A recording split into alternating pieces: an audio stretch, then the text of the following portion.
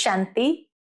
आज 19 जुलाई 2024 हम सभी बाबा के अनमोल मधुर महावाक्य सुनेंगे। आज की मुरली में बाबा कहे, तुम बच्चों ने पतित पावन बाप को बुलाया है, तो बाबा आते हैं, तुम्हें पावन बनने का रास्ता बताते हैं। जिस तरह कल हम सभी ने सुना कि बाबा सुख देता नहीं है, सुख का रास्ता बताते हैं, और जो श्रीमत पर चलता है वो उतना सुख की प्रारब्ध को प्राप्त करता है। ठीक इसी तरह आज बाबा कहे, तुम्हें पावन बनने का रास्ता बताता हूं। कैसे पावन बनना है? तो एक तो विधि बाबा ने बताई, जितना बाप को याद करते जाएंगे आत्मा पावन बनती जाएंगी और योग बल भी जमा होता जाएगा। दूसरा बाबा कहे, जितना पवित्र बनेंगे, सतो प्रधान बनते जाएंगे, पावन बनते जाएंगे। तो ये दो विधियां आज बाबा ने बताई है पावन बनने की। दूसरा बाबा ने, जैसे कल भी हम बच्चों को सर्विस की प्रेरणा दी थी, आज भी बाबा हम बच्चों को कहे, बच्चे तुम्हें सिरताज राजा बनना है तो खूब सर्विस करो, प्रजा बनाओ, संगम पर तुम्हें सर्विस करनी है, उसमें ही तुम्हारा कल्याण है। सुनते हैं आज के बाबा के अनमोल मधुर महावाक्य। ओम शांति। मीठे बच्चे, तुम्हें डबल सिरताज राजा बनना है तो खूब सर्विस करो, प्रजा बनाओ, संगम पर तुम्हें सर्विस ही करनी है, उसमें ही कल्याण है। आज की मुरली से प्रश्न है, पुरानी दुनिया के विनाश के पहले हर एक को अपना कौन सा श्रृंगार करना है? पुरानी दुनिया के विनाश के पहले हर एक को कौन सा श्रृंगार करना है? उत्तर है, तुम बच्चे योग बल से अपना श्रृंगार करो। इस योग बल से ही सारा विश्व पावन बनेगा। तुमको अब वानप्रस्थ में जाना है, इसलिए शरीर का श्रृंगार करने की जरूरत नहीं, वह तो वर्थ नॉट अ पेनी है। इससे ममत्व निकाल दो। विनाश के पहले बाप समान रहमदिल बन अपना और दूसरों का श्रृंगार करो, अंधों की लाठी बनो। ओम शांति। अब यह तो बच्चे अच्छी रीति समझ गए हैं। क्या समझ गए? कि बाप आते हैं पावन बनने का रास्ता बताने। उनको बुलाया जाता है इसी एक बात के लिए कि आकर हमको पतित से पावन बनाओ, क्योंकि पावन दुनिया पास्ट हो गई, अब पतित दुनिया है। पावन दुनिया कब पास्ट हुई, कितना समय हुआ, ये कोई नहीं जानते। तुम बच्चे जानते हो, बाप फिर इस तन में आया हुआ है, तुमने ही बुलाया है। बाबा आकर हम पतितों को रास्ता बताओ, हम पावन कैसे बने। यह तो जानते हो, हम पावन दुनिया में थे, अभी पतित दुनिया में है। अभी यह दुनिया बदल रही है। नई दुनिया की आयु कितनी है, पुरानी दुनिया की आयु कितनी है, ये कोई भी नहीं जानते। पक्का मकान बनाओ तो कहेंगे इसकी आयु इतने वर्ष होगी, कच्चा मकान बनाएंगे तो कहेंगे इसकी आयु इतने वर्ष होगी। समझ सकते हैं कि यह कितने वर्ष तक चल सकता है। मनुष्य को यह पता ही नहीं है कि ये जो सारी दुनिया है उनकी आयु कितनी है। तो जरूर बाप को आकर बताना पड़े। बाप कहते हैं, बच्चे अब ये पुरानी पतित दुनिया पूरी होनी है, नई पावन दुनिया स्थापन हो रही है। नई दुनिया में बहुत थोड़े मनुष्य थे। नई दुनिया है सतयुग, जिसको सुखधाम कहते हैं। यह है दुखधाम, इसका अंत जरूर आना है। फिर सुखधाम की हिस्ट्री रिपीट होनी है, सबको ये समझाना है। बाप डायरेक्शन देते हैं, अपने को आत्मा समझ बाप को याद करो और फिर औरों को भी ये रास्ता बताओ। लौकिक बाप को तो सब जानते हैं, पारलौकिक बाप को तो कोई जानते नहीं। सर्वव्यापी कह देते हैं, कच्छ मच्छ अवतार या 84 लाख योनियों में ले गए हैं। कहां कहां ले गए हैं। दुनिया में कोई भी बाप को नहीं जानते। बाप को जाने तब समझे। अगर पत्थर ठिक्कर में है तो वर्षे की बात ही नहीं ठहरती। देवताओं की भी पूजा करते हैं, परंतु कोई का ऑक्यूपेशन नहीं जानते, बिल्कुल ही इन बातों में अनजान है। तो पहली मूल बात समझानी चाहिए। कौन सी? सिर्फ चित्रों से कोई समझ न सके। मनुष्य बेचारे न बाप को जानते हैं, न रचना को जानते हैं कि शुरू से लेकर ये रचना कैसे रची। इसलिए यही मुख्य बात सबको पहले समझानी है। देवताओं का राज्य कब था? जिनको पूछते हैं कुछ भी पता नहीं, समझते हैं लाखों वर्ष सूर्यवंशी राजधानी चली, फिर चंद्रवंशी लाखों वर्ष चले। इसको कहा जाता है अज्ञान। इसको ही कहा जाता है अज्ञान। अभी तुम बच्चों को बाप ने समझाया है, तुम फिर रिपीट करते हो। बाप भी रिपीट करते ना, ऐसे समझाओ, पैगाम दो, नहीं तो राजधानी कैसे स्थापन होगी। यहां बैठ जाने से नहीं होगा। हाँ, घर में बैठने वाले भी चाहिए। हाँ, यहाँ मधुबन में भी बैठने वाले चाहिए। वह तो ड्रामा अनुसार बैठे हैं। यज्ञ की संभाल करने वाले भी चाहिए। बाप के पास कितने बच्चे आते हैं मिलने के लिए, क्योंकि शिव बाबा से ही वर्षा लेना है। लौकिक बाप के पास बच्चा आया तो वो समझेंगे हमको बाप से वर्षा लेना है। बच्ची तो जाकर हाफ पार्टनर बनती है। सतयुग में कभी मिल्कियत आदि पर झगड़ा होता नहीं। यहाँ झगड़ा होता है इस बात पर, काम विकार पर। वहां तो ये 5 भूत होते नहीं, तो दुख का नाम निशान नहीं। सब नष्ट मोहा होते हैं। ये तो समझते हैं स्वर्ग था जो पास्ट हो गया। चित्र भी है, परंतु ये ख्यालात तुम बच्चों को अभी आते हैं। तुम जानते हो ये चक्र हर 5000 वर्ष बाद रिपीट होता है। शास्त्रों में कोई ये नहीं लिखा है कि सूर्यवंशी चंद्रवंशी डिनाइस्टी 2500 वर्ष चली। कोई शास्त्रों में ये बात लिखी हुई नहीं है। अखबार में पढ़ा था कि बड़ौदा के राजभवन में रामायण सुन रहे हैं।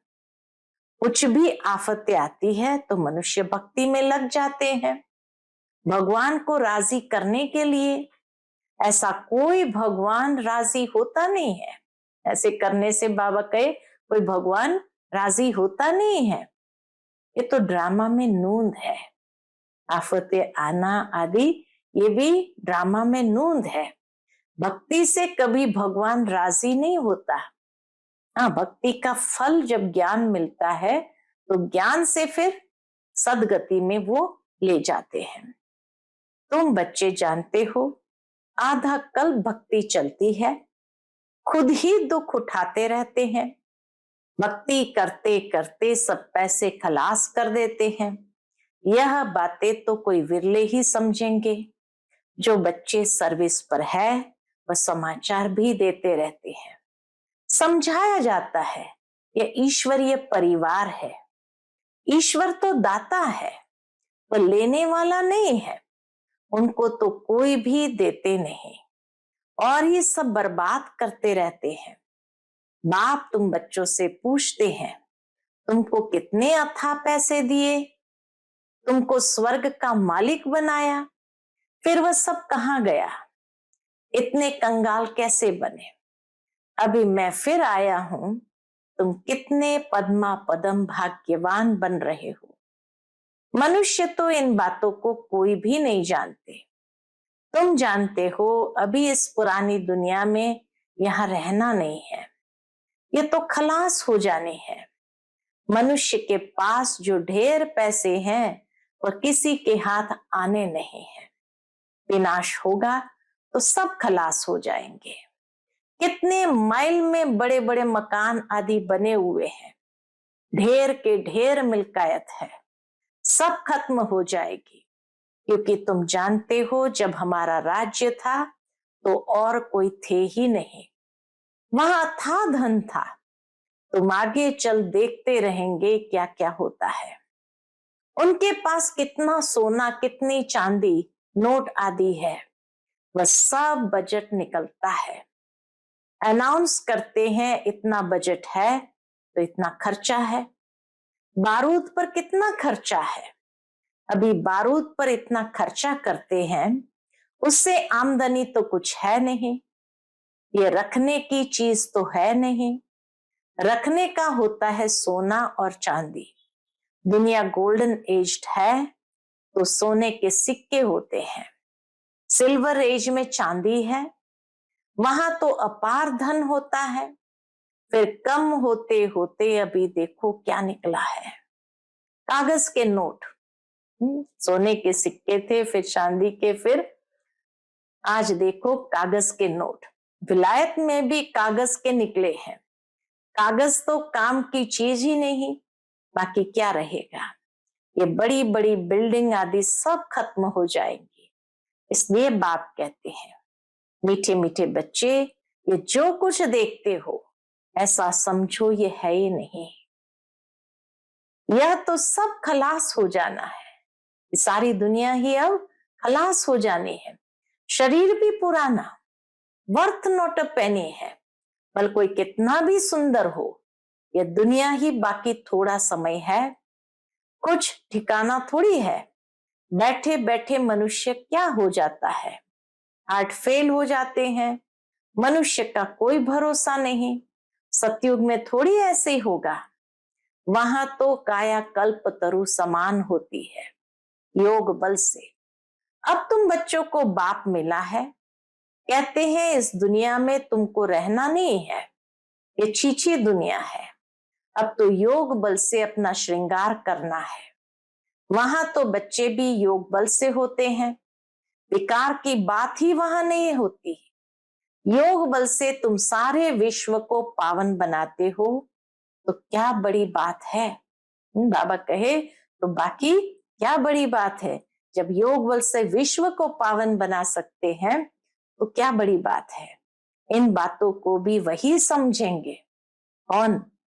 हाँ, बाबा कहे इन बातों को वही समझेंगे जो अपने घराने के होंगे। बाकी तो सबको शांति धाम में जाना है, वह है घर। परंतु मनुष्य उसको घर भी नहीं समझते हैं। वो तो कहते हैं एक आत्मा जाती है दूसरी आती रहती है, सृष्टि वृद्धि को पाती जाती है। रचयिता और रचना को तुम जानते हो, इसलिए कोशिश करते हो औरों को समझाने की। यह समझकर फिर बाबा का स्टूडेंट बन जाए, ये बातें अच्छी तरह समझकर बाबा का स्टूडेंट बन जाए, सब कुछ जान जाए, खुशी में आ जाए। हम तो अब अमरलोक में जाते हैं, आधा कल्प तो झूठी कथाएं सुनी है, अब तो बहुत खुशी होनी चाहिए।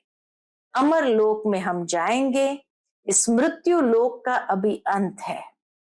हम खुशी का खजाना यहाँ से भर कर जाते हैं। बाबा के पास एक तो ज्ञान का खजाना, खुशी का खजाना, जो भर करके हम यहाँ से जाते हैं। तो इस कमाई करने में, झोली भरने में अच्छी रीति लग जाना चाहिए, टाइम वेस्ट नहीं करना चाहिए। बस अभी तो हमको औरों की सर्विस करनी है, झोली भरनी है। बाप सिखलाते हैं रहम दिल कैसे बनो, अंधों की लाठी बनो। ये सवाल तो कोई सन्यासी विद्वान आदि पूछ नहीं सकते। उनको क्या पता स्वर्ग कहाँ है, नर्क कहाँ होता है। बल कितने भी बड़े बड़े पोजीशन वाले हैं, कमांडर चीफ एरोप्लेन्स के हैं, कमांडर चीफ लड़ाई के हैं, स्टीमर के हैं। तीनों सेनाओं को आज बाबा ने याद किया, एयरफोर्स, फिर आर्मी और स्टीमर के, नेवी को। लेकिन तुम्हारे आगे वह सब क्या है तुम जानते हो, बाकी थोड़ा समय है। स्वर्ग का तो कोई को पता ही नहीं है। इस समय तो सब तरफ मारामारी चल रही है। फिर उन्हों को एरोप्लेन्स अथवा लश्कर आदि की दरकार नहीं रहेगी। एक बम छोड़ा, बस खत्म, ये सब खलास हो जाएंगे, बाकी थोड़े मनुष्य रहेंगे। ये बत्तियां, एरोप्लेन आदि रहेंगे, परंतु दुनिया कितनी छोटी रहेगी, भारत ही रहेगा। जैसे मॉडल छोटा बनाते हैं ना, और कोई की भी बुद्धि में ये नहीं होगा कि मौत आखिर कैसे आना है। तुम तो जानते हो मौत सामने खड़ा है। वह कहते हैं हम यहाँ बैठे ही बॉम्ब्स छोड़ेंगे, जहां गिरेगा सब खत्म हो जाएगा, कोई लश्कर आदि की दरकार नहीं। एक एक एरोप्लेन भी करोड़ों खर्चा खा जाते हैं। कितना सोना सबके पास रहता है, टन्स के टन्स सोना है, वह सब समुद्र में चला जाएगा। हाँ, इतना ढेर के ढेर सोना सब समुद्र में चला जाएगा।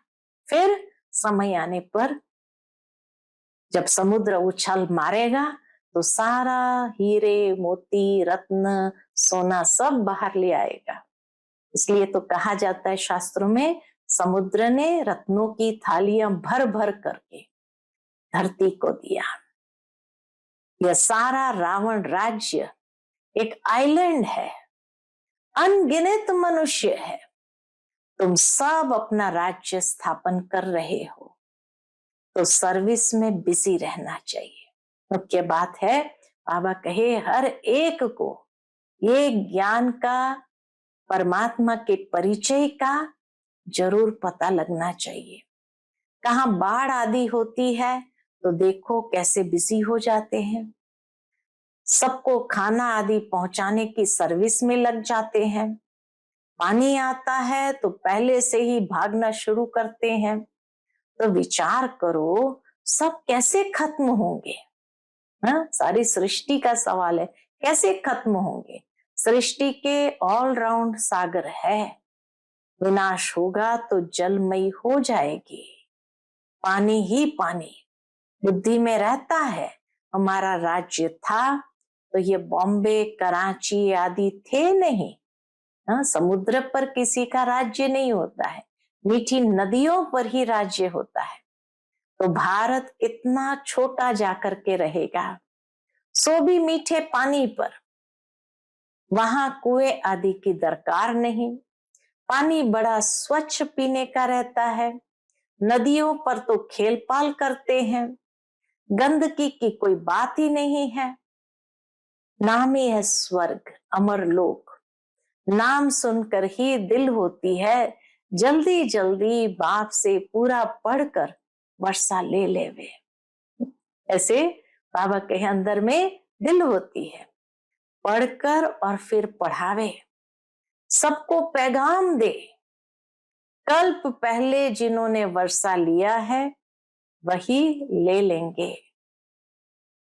पुरुषार्थ करते रहते हैं क्योंकि बेचारे बाप को ही नहीं जानते। मनुष्य बेचारे न भगवान को जानते हैं, न उनके वर्षे को जानते हैं, न उसके ज्ञान को जानते हैं, कुछ भी तो नहीं जानते हैं। बाप कहते हैं पवित्र बनो। जिनको हथेली पर बहिष्ट मिलेगा वह क्यों नहीं पवित्र रहेगा। इतनी ऊंची प्राप्ति अगर हो तो क्यों नहीं पवित्र रह सकते हैं। बोलो हम क्यों नहीं एक जन्म पवित्र बनेंगे, जबकि हमें विश्व की बादशाही मिलती है। भगवान उवाच, तुम इस अंतिम जन्म में पवित्र बनेंगे तो पवित्र दुनिया के मालिक बनेंगे। 21 जन्मों के लिए, वो भी बाबा की गारंटी है। एक जन्म पवित्र बनो तो 21 जन्म के लिए विश्व के मालिक बनेंगे सदा के लिए। सिर्फ यह एक जन्म मेरी श्रीमत पर चलो। रक्षाबंधन भी इसकी निशानी है। सतयुग में पावन अवस्था जो थी वो यहाँ की श्रीमत पर चल करके जो राखी बांधी है उसकी निशानी है। तो क्यों नहीं हम पवित्र रह सकेंगे? बेहद का बाप गारंटी करते हैं। बाप ने भारत को स्वर्ग का वर्षा दिया था, जिसको सुखधाम कहते हैं। अपार सुख थे। यह है दुख धाम। एक कोई बड़े को तुम ऐसे समझाओ तो सब सुनते रहेंगे। योग में रह बताओ तो सबको टाइम आदि भूल जाए। कोई कुछ कह न सके, 15-20 मिनट के बदले घंटा भी सुनते हैं, परंतु वह ताकत चाहिए, सुनने की भी ताकत चाहिए और बोलने की भी ताकत चाहिए। देह अभिमान नहीं होना चाहिए। यहाँ तो सर्विस ही सर्विस करनी है, तभी कल्याण होगा। राजा बनना है तो प्रजा कहाँ बनाई है? ऐसे ही बाप थोड़ी माथे पर पाग रख देंगे, अर्थात ताज रख देंगे। प्रजा डबल सिर ताज बनती है क्या? तुम्हारी एम ऑब्जेक्ट ही है डबल सिर ताज बनने की। बाप तो बच्चों को उल्लास दिलाते हैं। जन्म जन्मांतर के पाप सिर पर है, उसको क्या करो? योग बल से ही कट सकते हैं। बाकी इस जन्म में क्या क्या किया है वह तो तुम समझ सकते हो ना। पाप काटने के लिए योग आदि सिखाया जाता है, बाकी इस जन्म की तो कोई बात नहीं।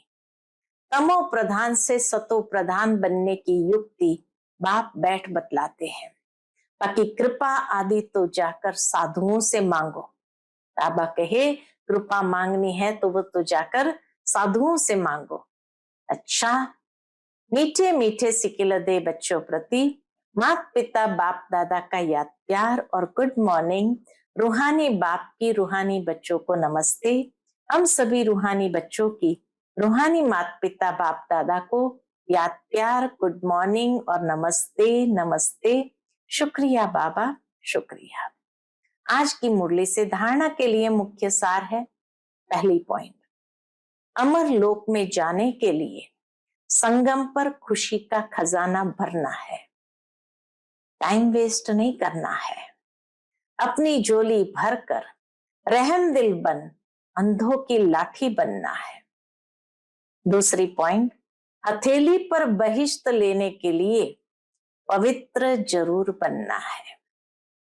स्वयं को सतो प्रधान बनाने की युक्तियां रच अपने ऊपर आप ही कृपा करनी है। योग बल जमा करना है। आज का बाप दादा का मधुर वरदान हम बच्चों के प्रति है। हुजूर को सदा साथ रख कंबाइंड स्वरूप का अनुभव करने वाले विशेष पाठधारी भव। हुजूर को सदा साथ रख कंबाइंड स्वरूप का अनुभव करने वाले विशेष पाठधारी भव। बच्चे जब दिल से कहते हैं बाबा, तो दिलाराम हाजिर हो जाता है। बच्चे जब दिल से कहते हैं बाबा, तो दिलाराम हाजिर हो जाता है।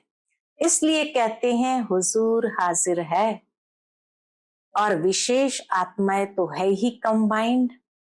लोग कहते हैं जिधर देखते हैं उधर तू ही तू है, और बच्चे कहते हैं हम जो भी करते हैं, जहां भी जाते हैं, बाप साथ ही है। कहा जाता है करण करावनहार, तो करणहार और करावनहार कंबाइंड हो गया। इस स्मृति में रहकर पाठ बजाने वाले विशेष पाठधारी बन जाते हैं। आज का स्लोगन है, स्वयं को इस पुरानी दुनिया में गेस्ट समझ कर रहो तो पुराने संस्कारों और संकल्पों को गेट आउट कर सकेंगे। स्वयं को इस पुरानी दुनिया में गेस्ट समझ कर रहो तो पुराने संस्कारों और संकल्पों को गेट आउट कर सकेंगे। मेहमान समझेंगे तो मेहमान को तो कोई आसक्ति हो ही नहीं सकती, व्यर्थ चल नहीं सकता है। तो व्यर्थ संकल्प और संस्कारों को गेट आउट कर सकेंगे। शांत, ओम शांति।